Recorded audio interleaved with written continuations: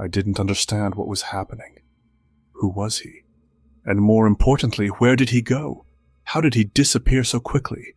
And why were those children chained up? That night, everything changed for me. I always believed that during Ramadan, jinn and spirits couldn't roam freely. But after this encounter, I wasn't so sure anymore.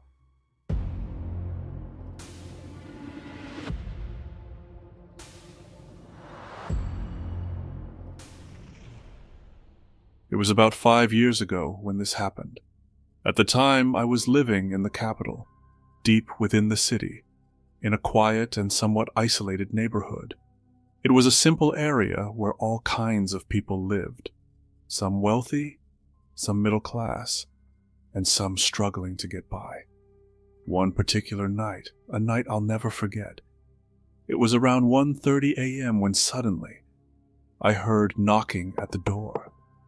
It startled me at first, but when I opened it, I saw my cousins, Sami, Rafik, and Anis. They were all standing there, grinning. I let them in and we settled in the living room, laughing, joking, and making plans to pull an all-nighter filled with games, stories, and challenges to keep us entertained. At that time, there was only one store in our neighborhood that stayed open late. It wasn't far from my house, and since I was the eldest among us, it fell on me to make sure we had enough snacks for the night.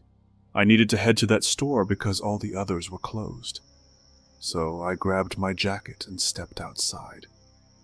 As I walked toward the shop, I could hear the faint sounds of the city asleep, the occasional rustling of leaves and the distant barking of a dog. The store wasn't too far, just a short walk, really. After buying what we needed, I started heading back home. The night air was cold and the streets were eerily silent. When I got back, my cousins were waiting for me. I handed them the snacks and we continued our night of fun. But just as we were getting comfortable again, there was another knock at the door. This time it was different. Slow, deliberate, almost hesitant. I hesitated for a moment before walking up to the door. When I opened it, my breath caught in my throat. Standing there was an old man, frail and weary-looking, with a long, unkempt beard. His face was pale, almost ghostly, with the deep wrinkles that made him look as though he hadn't slept in years. His eyes were sunken and his expression was hollow. But the thing that sent a chill down my spine wasn't his face. It was what he was holding. In his hands, he clutched 2 heavy chains. But these weren't just any chains.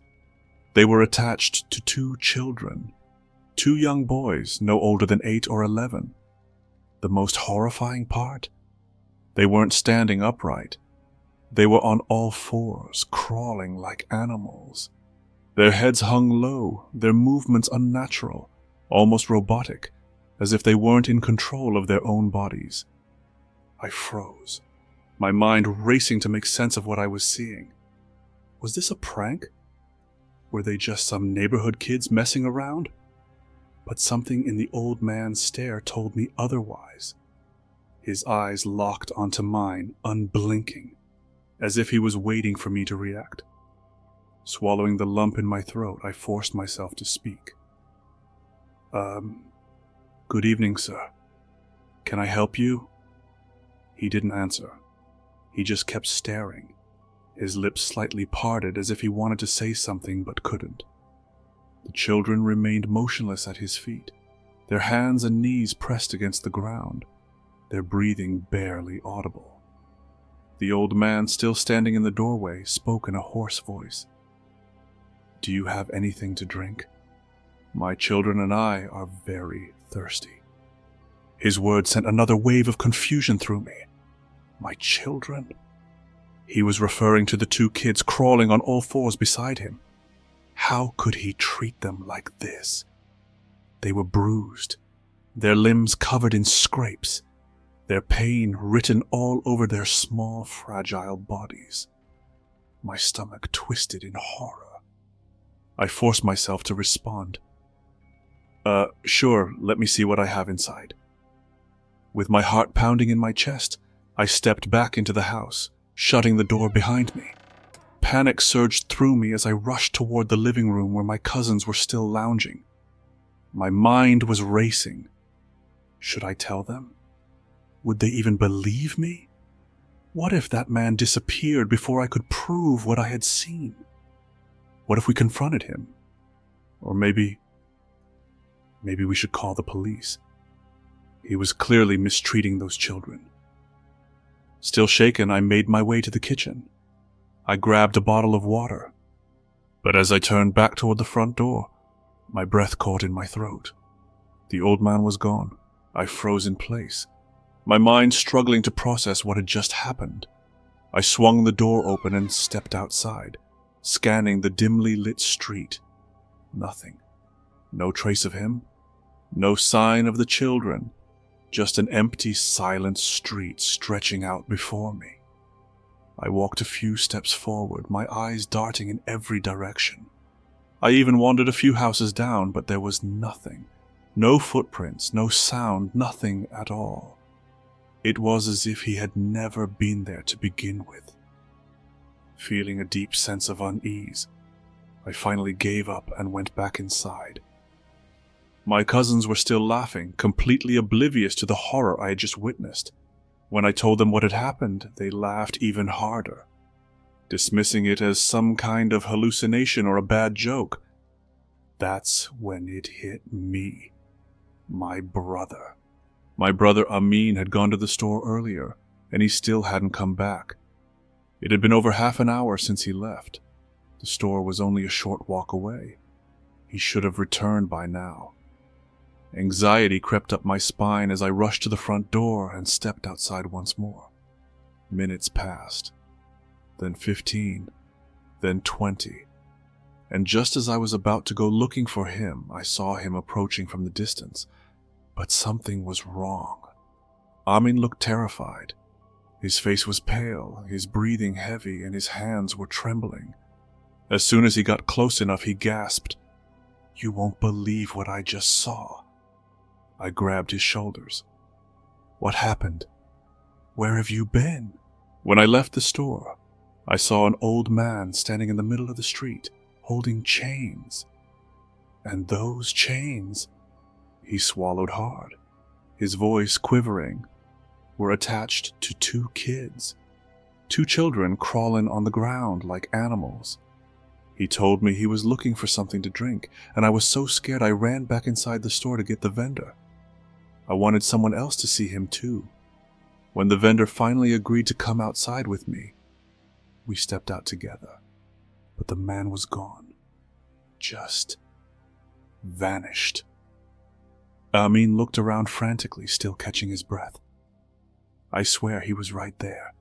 The vendor saw nothing, and I started doubting myself. But I know what I saw. It was real. Hearing my brother say this was like a bolt of lightning striking my mind. I had seen the same man, at the exact same time. But I had seen him in front of our house. I looked at my brother and he looked at me. We had the same realization. If he had been at the store, and I had been at home, how could the same man be in both places at the exact same moment?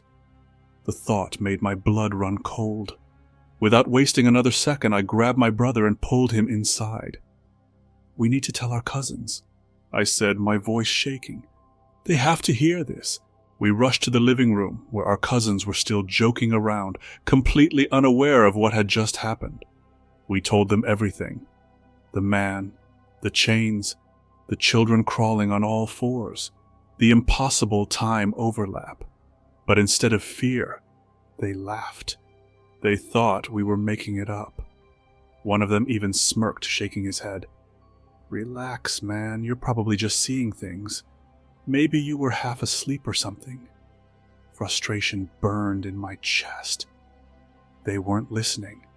But then, one of them sat up, his expression suddenly serious. "Wait a second," he said. "Maybe there's a way to prove it." We all turned to him. "There's a security camera," he continued. "Our neighbor across the street, he has one. If this guy was real, we'll see him on the footage." My heart skipped a beat. This was it. This was our chance to prove that what we saw was real.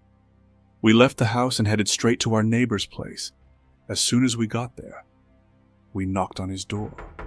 When he opened it, he looked at us, puzzled by our urgency. "We need to see your security camera footage," one of us blurted out before he could even ask what was wrong. The man raised an eyebrow. "Why?" I hesitated for a second, unsure of how to explain what we had just witnessed without sounding crazy. We saw something," I finally said. "Something we can't explain. We need to check if your camera caught it." The neighbor glanced between us, clearly skeptical, but he didn't refuse. He led us inside toward the small monitor where his security system was set up. "All right," he said, sitting down and rewinding the footage. "What time?" We told him the exact time. The screen flickered as the footage rolled back to that moment. The camera showed our street, empty, silent, just like any other night. Then we saw him. The same old man, the same ragged clothes, the same unnatural stillness. But this time, we saw something else. The two children at his feet, their bodies shackled by heavy chains, weren't just crawling. They were moving unnaturally, their limbs jerking like puppets being controlled by invisible strings. A chill ran down my spine. Then suddenly, the footage glitched. The screen flickered, distorting the old man's face for a split second. When the video stabilized, he was gone. Vanished. The chains. The children. Everything. Our neighbor stiffened. "What the hell was that?" he muttered under his breath. I swallowed hard. My mouth had gone dry. "You saw it too, right?" He didn't answer. He just stared at the screen, replaying the moment again and again. Each time it was the same. The man appeared, then disappeared. No walking away, no fading into the darkness. Just gone. That's when the neighbor let out a long breath. "I've seen him before," he finally said, his voice quieter now. We all turned to him, shocked. "What do you mean?" I asked. He leaned forward, elbows on his knees, his eyes distant, like he was remembering something he had been trying to forget.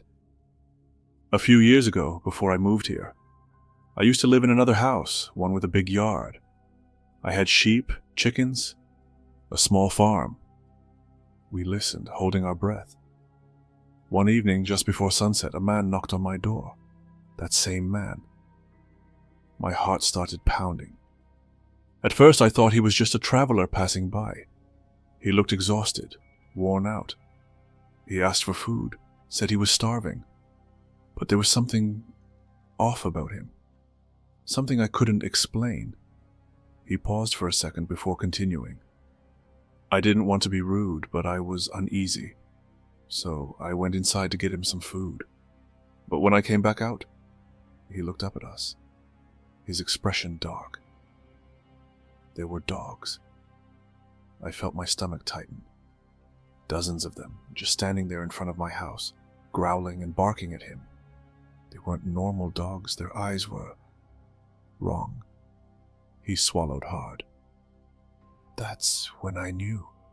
That man wasn't human." Silence filled the room. None of us spoke. None of us even breathed.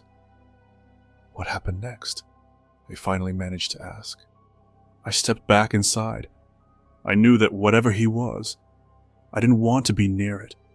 When I came back to check a minute later, he was gone. Just like that. Vanished. A shiver crawled up my spine. I thought about my brother, about what he saw, about what I saw. I didn't understand what was happening. Who was he? And more importantly, where did he go? How did he disappear so quickly? And why were those children chained up? That night, everything changed for me. I always believed that during Ramadan, jinn and spirits couldn't roam freely. But after this encounter, I wasn't so sure anymore. Who was that man? Was he even human? And what was he looking for? The scariest part? My brother saw him again, looking for water. And then, just like before, he vanished.